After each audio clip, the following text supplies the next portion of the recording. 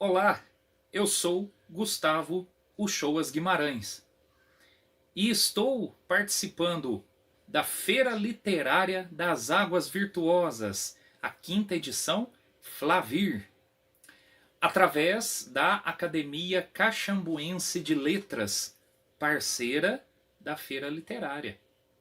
E neste breve momento eu vou introduzir a fala do professor e historiador Paulo Paranhos, de Caxambu, membro titular da Academia Caxambuense de Letras. Uma fala importante sobre águas muito especiais de nossa região. E é importante aqui, nessa introdução, fazermos também uma reflexão sobre o cuidado que temos com as nossas águas. Historicamente, o ser humano está em torno do Rio Verde há milhares de anos. Muitos povos passaram, marcaram presença nessa região, dependendo de suas águas para a sua sobrevivência. E hoje em dia vemos uma situação de intensa degradação, né? Degradação esta que vem sendo combatida por gente muito boa que está lutando em favor do Rio Verde. Aqui quero mencionar ações de organizações não governamentais, grupos ambientais e iniciativas também individuais que querem salvar o Rio Verde, que querem realmente fazer com que o Rio Verde volte a seus tempos de glória, que o Rio Verde volte a ser um rio limpo, um rio que realmente gera vida. E até que cheguemos a isso, temos muita luta pela frente. Os nossos afluentes, assim como também o Rio Verde, tem recebido muito lixo, muitas sujeiras, né, tem sido degradado de muitas formas, pelas dragas, pela mortandade de peixes, em consequência de esgoto, né, sujeira de indústrias ou da população mesmo, jogado no rio e tendo as suas águas maltratadas. Né? Não podemos dizer que essas águas são tratadas. Essas águas, infelizmente, são maltratadas. E é importante refletir sobre tudo isso, porque a bacia do Rio Verde compreende 31 municípios, tendo aí por volta de 500 mil habitantes, que dependem dessas águas e que vão deixar essas águas como herança para as próximas gerações. Que águas as próximas gerações vão encontrar e vão utilizar? Então é importante que se faça esse questionamento, que se cobre as autoridades, que se cobre realmente aqueles que podem ajudar a salvar o rio. Mas também da parte da população, que haja consciência, que haja atitudes em favor do rio. Né? Uma conscientização de que o rio gera vida. Ele não pode carregar morte, ele não pode carregar degradação, ele tem que carregar vida, porque o rio gera vida. Essas águas são sagradas para a sobrevivência de toda uma população que depende deste rio e de seus afluentes.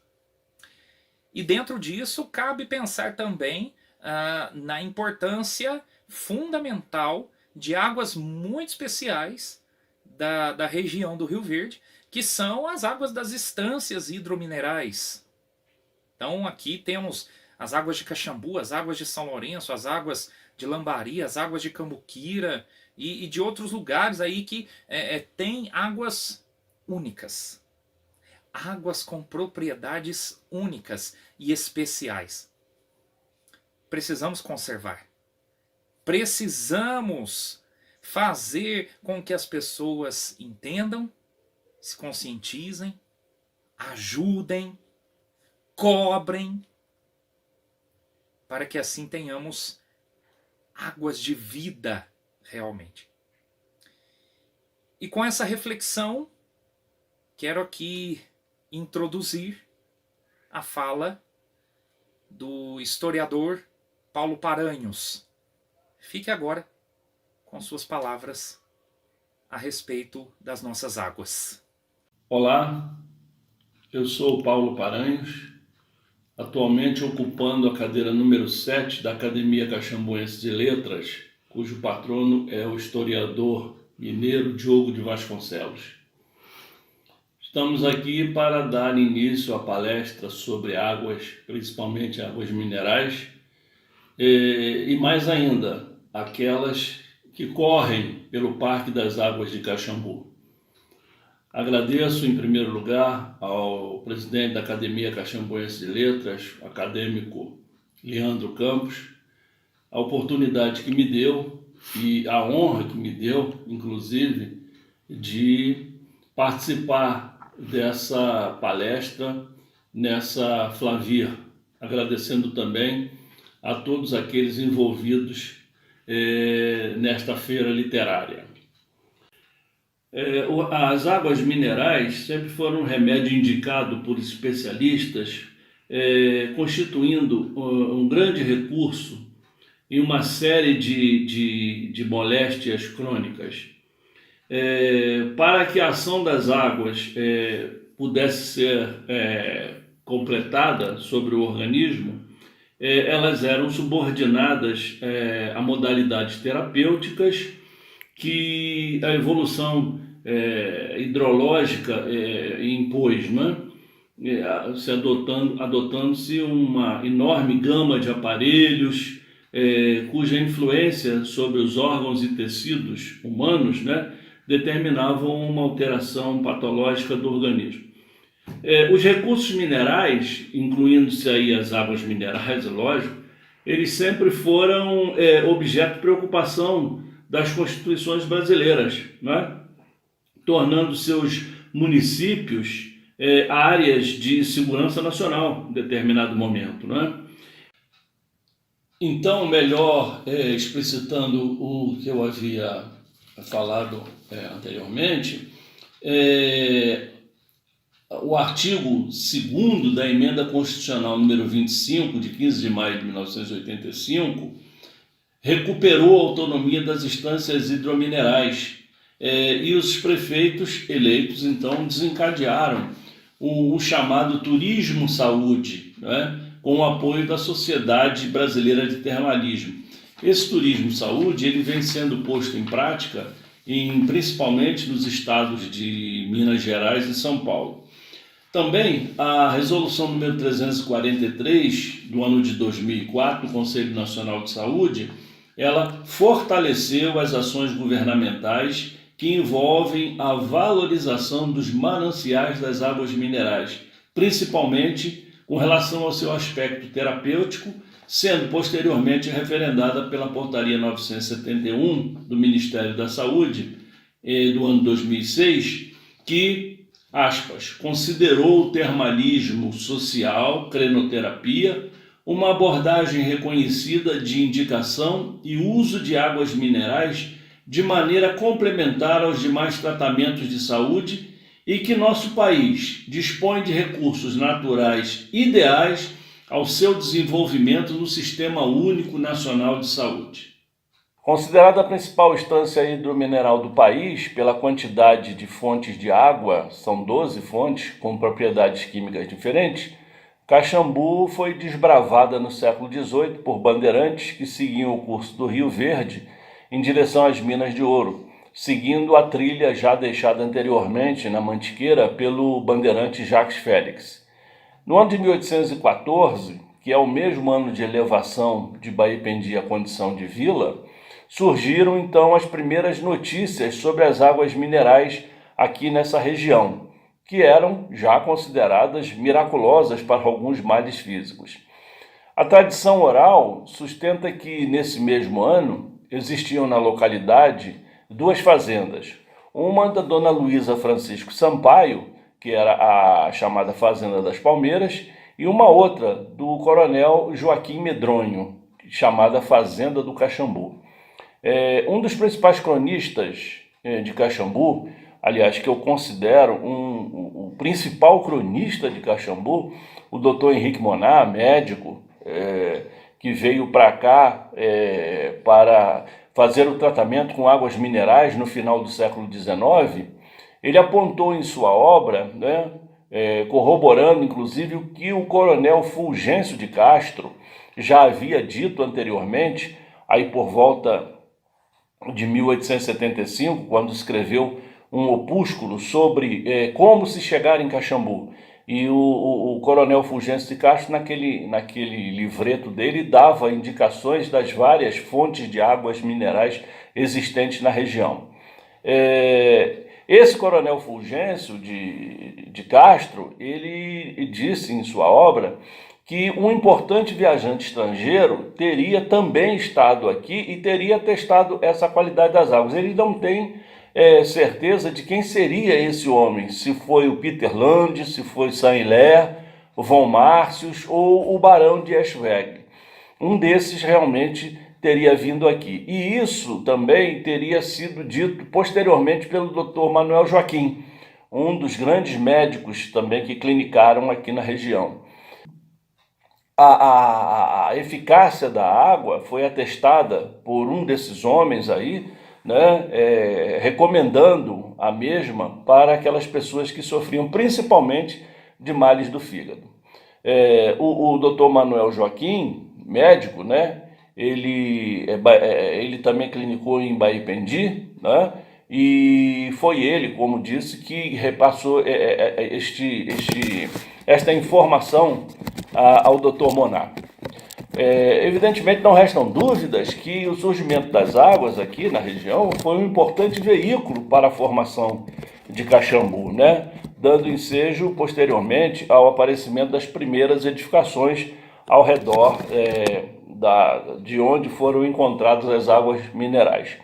E ali parece-me que, segundo relatos também do Dr. Moná, o João Constantino Pereira Guimarães, ele parece que teve a primazia de ter construído a primeira casa regular aqui em 1843. Então, se dá a ele, né, como eu disse, essa primazia de ter sido o fundador da vila. Um ano depois, o Felício Germano Oliveira Mafra, também de Baipendi, ele deu continuidade à obra do João Constantino. E num empreendimento, né, rápido, ele encontrou 3 fontes de águas minerais naquela região que já havia sido demarcada pelo João Constantino.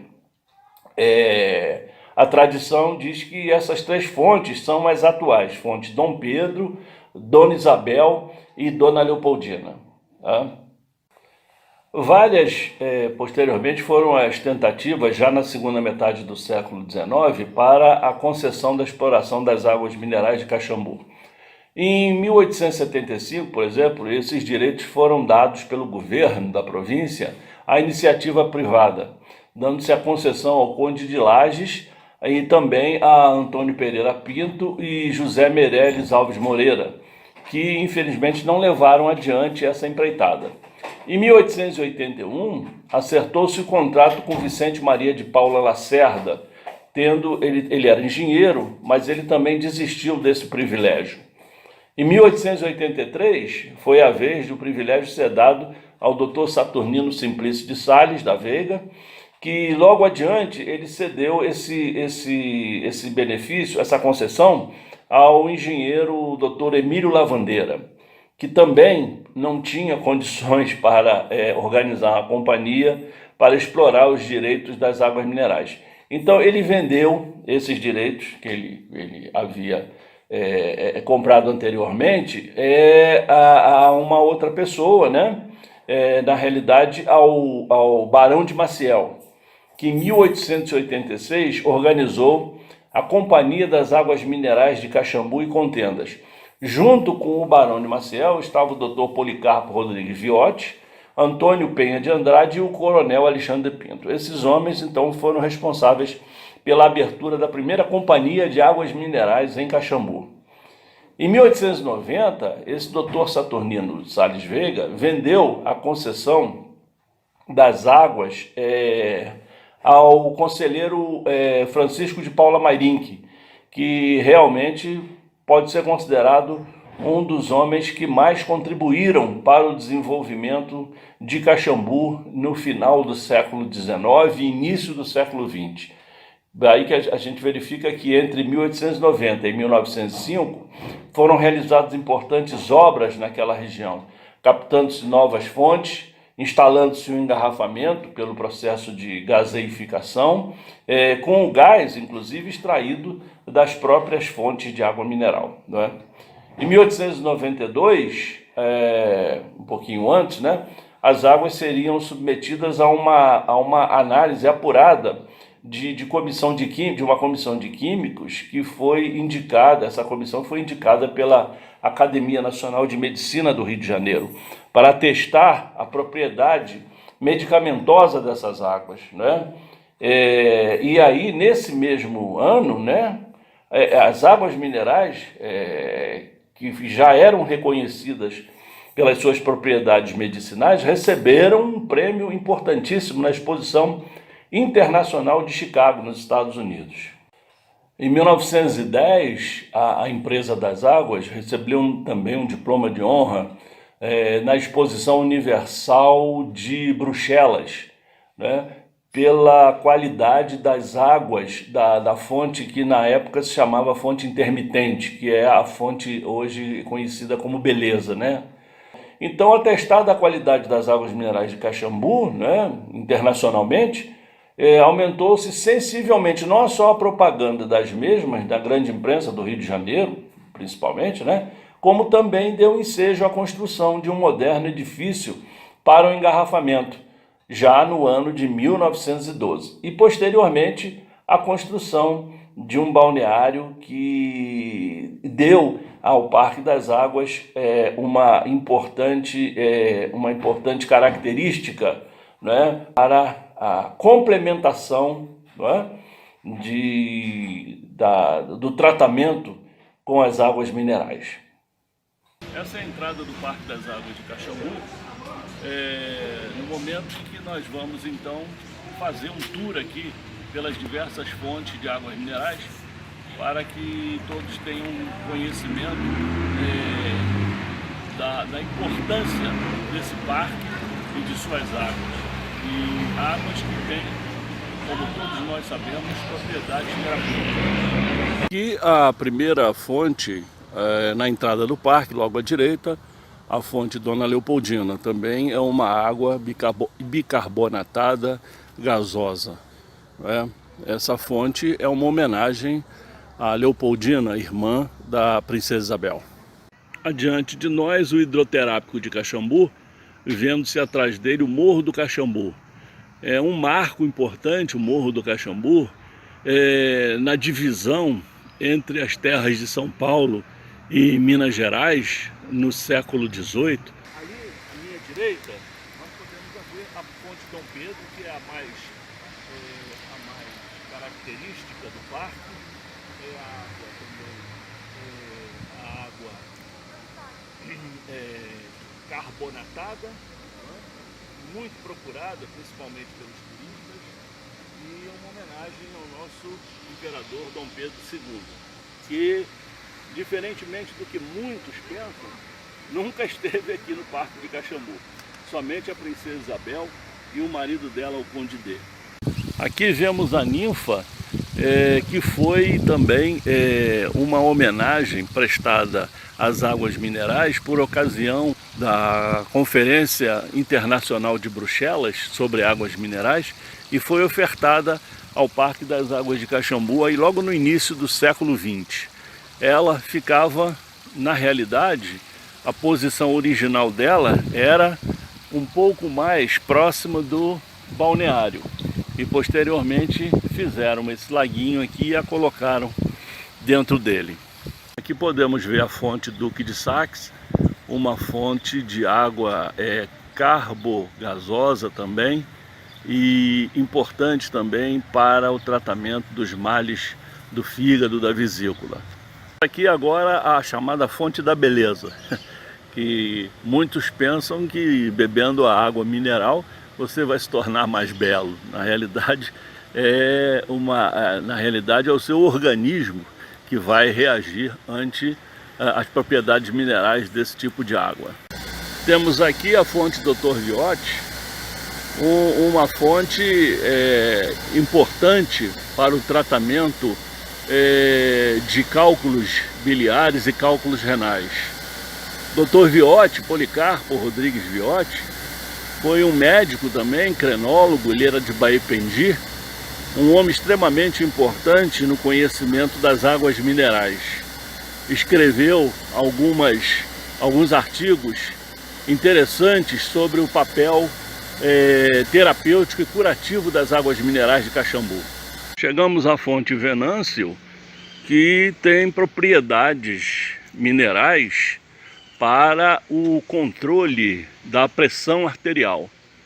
É também uma das fontes bem antigas do parque, né? E também bastante procurada por pessoas que têm esse tipo de enfermidade. Aqui temos a fonte Mairinque, que homenageia o conselheiro Mairinque, Francisco de Paula Mairinque, um dos grandes benfeitores do Parque das Águas, não só do Parque das Águas, mas também da cidade de Caxambu, no final do século XIX e princípio do século XX. Cada uma dessas torneiras aqui tem uma propriedade específica, uma para lavar os olhos, outra para gargarejo e uma água que é servida nos hotéis, não é? Como água de mesa. Chegamos então ao geyser, que leva o nome do Dr. Floriano de Lemos, um dos médicos também conceituados que estiveram em Caxambu no início do século, nas duas primeiras décadas do século XX, e que também tratava com as águas minerais de diversas afecções do organismo humano. Vamos então à fonte Ernestina Guedes, que tem com propriedades curativas principalmente para afecções de pele. Primeiramente, esta fonte ela se chamava Tereza Cristina. Depois foi dado o nome de Ernestina Guedes a uma grande benfeitora da cidade de Caxambu. Concluindo então a nossa palestra, podemos dizer que o sistema básico da terapêutica hidromineral, desde tempos remotos, esteve associado ao empirismo e, quando faltava razão de ser científica, as doutrinas mais aceitas, elas regulavam o seu emprego, aproveitando-se as, vamos dizer, misteriosas virtudes das variadas fontes que foram encontradas ao redor do mundo. O tempo, na realidade, trouxe novas informações e a ciência, sem dúvida, em seus diversos ramos,